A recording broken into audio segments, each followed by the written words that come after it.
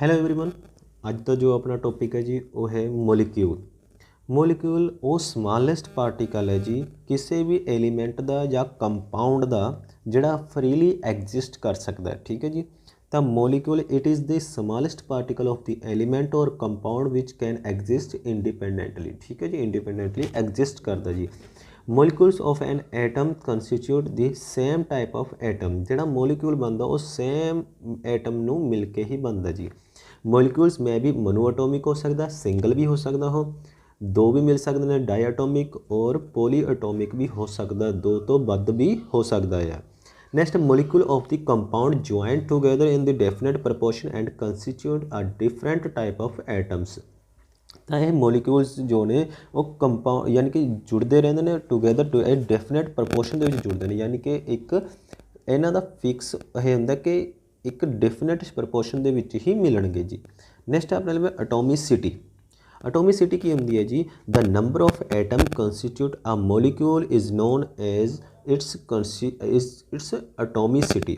ਯਾਨੀ ਕਿ ਕਿੰਨੇ ਐਟਮਸ ਕਿੰਨੇ ਐਲੀਮੈਂਟਸ ਮਿਲ ਕੇ ਇੱਕ ਮੋਲੀਕਿਊਲ ਨੂੰ ਕ੍ਰੀਏਟ ਕਰਦੇ ਨੇ, ਇੱਕ ਮੋਲੀਕਿਊਲ ਬਣਾਉਂਦੇ ਨੇ, ਤਾਂ ਉਸ ਨੂੰ ਕਿਹਾ ਜਾਂਦਾ ਉਸਦੀ ਐਟੋਮਿਸਿਟੀ। ਜਿਵੇਂ ਹੀਲੀਅਮ ਇਕੱਲਾ ਰਹਿੰਦਾ ਜਾਂ ਉਸ ਨੂੰ ਕਿਹਾ ਮੋਨੋ ਐਟੋਮਿਕ। ਔਰ ਦੂਸਰਾ ਹੀਲੀਅਮ ਹੈ ਹਾਈਡਰੋਜਨ ਹੈ डाई एटॉमिक। और P4 है टेट्रा एटॉमिक। S8 है पॉली एटॉमिक, यानी कि 8 एटम्स ऑफ सल्फर मिल के बनाते हैं पॉली एटॉमिक, जिन्हों ऑक्टा एटॉमिक भी कहा जाता है जी। नैक्सट अपने लवे आइन्स की होंगे ने the charge particle is called ion. किसी भी एलीमेंट के उत्ते जो चार्ज होंदा है उसनू आयन जो चार्ज आ जाता, या इलैक्ट्रॉन लॉस करन दे नाल या इलैक्ट्रॉन गेन करन दे नाल। जो इलैक्ट्रॉन गेन करता तो उस एलीमेंट के उत्ते आउंदा जी नैगेटिव चार्ज, जो इलैक्ट्रॉन लूज करता तो उस दे उत्ते आउंदा जी पॉजिटिव चार्ज। तो negative charge ion is called anion और positive charge ion is called cation. ठीक है जी, ये याद रखना जी।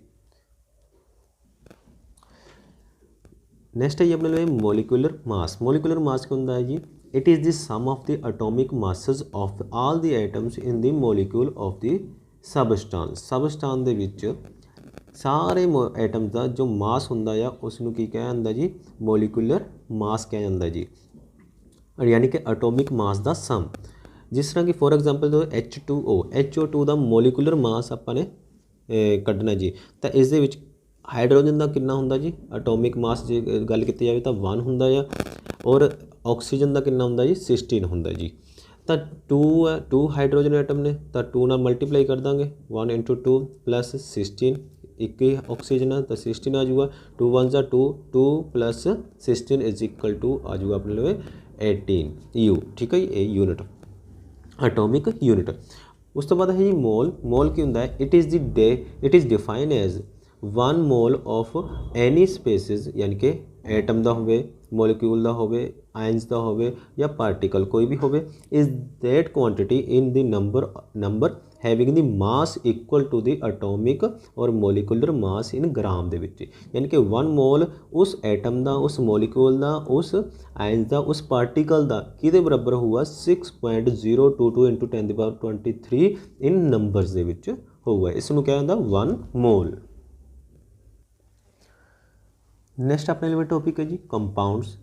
Compounds are the formed when 2 और more than 2 substance are mixed in fixed proportion ਦੇ ਵਿੱਚ ਜਦੋਂ ਮਿਲਦੇ ਨੇ ਤਾਂ ਉਸ ਟਾਈਮ ਜਿਹੜੀ ਚੀਜ਼ ਤਿਆਰ ਹੁੰਦੀ ਉਸ ਟਾਈਮ ਜਿਹੜਾ ਪਾਰਟੀਕਲ ਤਿਆਰ ਹੁੰਦਾ ਉਹ ਉਹਨੂੰ ਕਿਹਾ ਜਾਂਦਾ ਕੰਪਾਊਂਡ।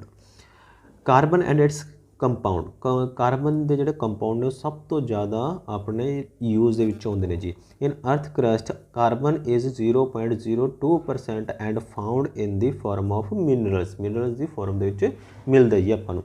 ਕੋਵੈਲੈਂਟ ਬੌਂਡ ਇਨ ਕਾਰਬਨ ਦੇ ਵਿੱਚ ਕੋਵੈਲੈਂਟ ਬੌਂਡ ਕਿਵੇਂ ਬਣਦਾ ਜੀ? ਉਹ ਕੀ ਹੁੰਦਾ ਜੀ? ਇਲੈਕਟ੍ਰੋਨ ਸ਼ੇਅਰਿੰਗ ਕਰਨ ਦੇ ਨਾਲ ਜਿਹੜਾ ਬੌਂਡ ਬਣਦਾ that is called covalent bond. The atomic number of carbon is 6। Electronic configuration ਅਗਰ ਚੈੱਕ ਕਰੀ ਜਾਵੇ ਤਾਂ 2 ਔਰ 4। ਤਾਂ ਇਸ ਦੇ ਆਊਟਰਮੋਸਟ ਸ਼ੈਲ ਦੇ ਵਿੱਚ ਕਿੰਨੇ ਇਲੈਕਟ੍ਰੋਨ ਨੇ ਜੀ? 4 ਨੇ। ਟੂ ਅਟੈਨ ਦੀ ਆਕਟੈਂਟ 8 ਪੂਰੇ ਕਰਨ ਦੇ ਵਾਸਤੇ 4 ਇਲੈਕਟ੍ਰੋਨ ਦੀ ਲੋੜ ਪੈਂਦੀ ਹੈ ਇਸ ਨੂੰ। To attain the octet it is difficult to gain or lose electron of the atom of the carbon sharing of valence electron and make the covalent bond. ਤਾਂ ਇਸ ਤਰ੍ਹਾਂ ਉਹ ਸ਼ੇਅਰਿੰਗ ਕਰਦੀ ਹੈ ਜੀ। ਜੇ ਅਗਰ CH4 ਦੀ ਗੱਲ ਕੀਤੀ ਜਾਵੇ ਤਾਂ C ਸੈਂਟਰ ਦੇ ਵਿੱਚ 4 ਇਲੈਕਟ੍ਰੋਨ ਕਾਰਬਨ ਦੇ ਔਰ 4 ਹੀ ਇਲੈਕਟ੍ਰੋਨ ਸ਼ੇਅਰਿੰਗ ਕਰ ਲੈਂਦੇ ਆ ਦੂਸਰੇ ਐਲੀਮੈਂਟ ਦੇ ਨਾਲ। ਤਾਂ ਇਸ ਦਾ ਨਾਮ ਜਿਸ ਨੂੰ ਆਪਣੇ ਹੁਣ ਲਿੱਤਾ ਹੈ ਉਹ ਹਾਈਡਰੋਜਨ ਹੈ ਜੀ। ਤੇ ਸ਼ੇਅਰਿੰਗ ਕਰਨ ਤੋਂ ਬਾਅਦ ਇਸ ਦਾ ਵੀ ਆਕਟੈਕਟ ਪੂਰਾ ਹੋ ਜਾਂਦਾ ਔਰ ਇਸ ਦੇ ਵੀ 2 ਇਲੈਕਟ੍ਰੋਨ ਪੂਰੇ ਹੋ ਜਾਂਦੇ ਕਿਉਂਕਿ ਇਸ ਦੇ ਆਟੋਮੈਟ ਸ਼ੈਲ ਦੇ ਵਿੱਚ 2 ਇਲੈਕਟ੍ਰੋਨ ਆ ਸਕਦੇ ਨੇ ਹਾਈਡਰੋਜਨ ਦੇ ਜੀ। ਠੀਕ ਹੈ ਜੀ। ਉਸ ਤੋਂ ਬਾਅਦ versatile nature of the carbon atom. Carbon atom ਦੀ ਵਰਸਟਾਈਲ ਨੇਚਰ ਕਿਉਂ ਮੰਨੀ ਜਾਂਦੀ ਹੈ? ਦਾ two characteristic of properties of the carbon elements which lead to the formation of the large number of compound। यानी कि अपन सब तो ज़्यादा क्यों कार्बन एटम ही मिलते हैं, कार्बन कंपाउंड ही मिलते हैं कि एक तो है कैटिनेशन। कैटिनेशन की होंगे कार्बन एटम में linked by the single double और ट्रिपल बॉन्ड। कार्बन कार्बन के नाल भी पहला तो बॉन्ड बना के चलता जी। ठीक है, लिंक करता। दूसरा टेट्रा वैलेंसी, दूसरा है टेट्रा वैलेंसी करके आउटरमोस्ट शैल के 4 इलैक्ट्रॉन होने के कारण तो किसी के नाल भी इलैक्ट्रॉन शेयरिंग कर सकता। Carbon has 4 valence electron. Carbon atom capable of bonding with the atoms of oxygen, hydrogen, nitrogen extractor. ठीक है जी। तो इन्होंने चीज़ों के नाल शेयरिंग करने तो बाद इलैक्ट्रॉन शेयरिंग करने तो बाद तो वह बड़े लैवल पर चैन भी बना लेंदा। कैटिनेशन मतलब लंबी चैन बना लेंदा और इन्हों के नाल इलैक्ट्रॉन शेयरिंग भी करता जी आसानी दे नाल। नैक्सट है जी hydrocarbon. Compound of carbon and hydrogen are known as hydrocarbon. Hydrocarbon जो होंगे ने जी दो तरह के होंगे ने, एक होंगे ने सैचुरेटेड हाइड्रोकार्बन, दूसरा होंगे अनसैचुरेटेड हाइड्रोकार्बन।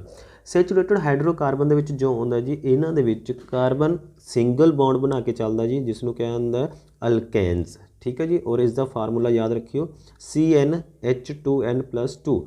एन की वैल्यू 1 पुट करांगे तो आ वाले बन जूगा, एन की वैल्यू 2 पुट करांगे तो 2 कार्बन वाला आ जूगा जी।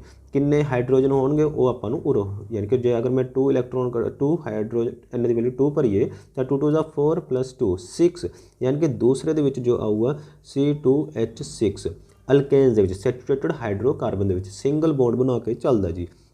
नैक्सट है अनसैचुरेटेड हाइड्रोकार्बन। अनसैचुरेटेड हाइड्रोकार्बन की है जी डबल बॉन्ड बनता और ट्रिपल बॉन्ड बनता। Double bond carbon carbon double bond होगा जिसनों यूज़ किया जाता वर्ड यूज़ किया अल्कीन यानी कि इथीन। तो इसका जो फार्मूला आ CN जनरल फार्मूला H2n होंगे जी, यानी कि C2 हुआ जे अगर मैं उरे 2 भरा तो उरे 2 2 ज़ा 4, देखो 2 कार्बन ने और 4 हाइड्रोजन ने जी। इस दे विच अगर मैं ट्रिपल बॉन्ड की गल करा तो इस दे विच कार्बन कार्बन दे विच ट्रिपल बॉन्ड बनता है और इसका नाम है इथाइन। ठीक है जी।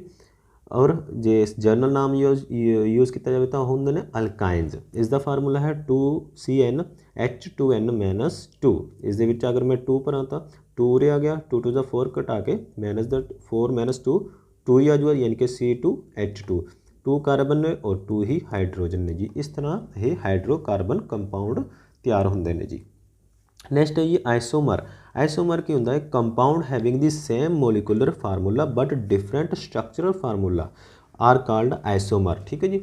यानी कि इन्होंने डिफरेंट इन्हों की स्ट्रक्चर तैयार किया जाए उसनों क्या होंगे आइसोमर्स, लेकिन कैमिकल फार्मूला सेम हो उन्हों स्ट्रक्चर अलग अलग तैयार कर लिए। उस तो बाद है स्पोनिफिकेशन। स्पोनिफिकेशन की होंगे जी the process of making soap by the hydrolysis of the fat and oil with the alkalies is called the saponification. यानी कि साबन वगैरह तैयार करना विद फैट एंड ऑयल के नाल हाइड्रोलाइसिस करवा के उसमें क्या होंगे स्पोनिफिकेशन। सोप एंड डिटर्जेंट की होंगे जी वो देखते हैं। Soap is a sodium and potassium salt of the carboxylic acid with long chain होंगी है ये। ठीक है जी। Soap are the effective with the soft water only. Soft water के काम करती है साबन। Detergent are effectively with the both soft as well as the hard water. And ionic part यानी कि आयोनिक पार्ट नैगेटिव पार्ट में क्या होंगे उसका hydrophilic and a long hydrocarbon chain hydrophobic. जी लंबी चैन होगी उसका नाम है हाइड्रोफोबिक।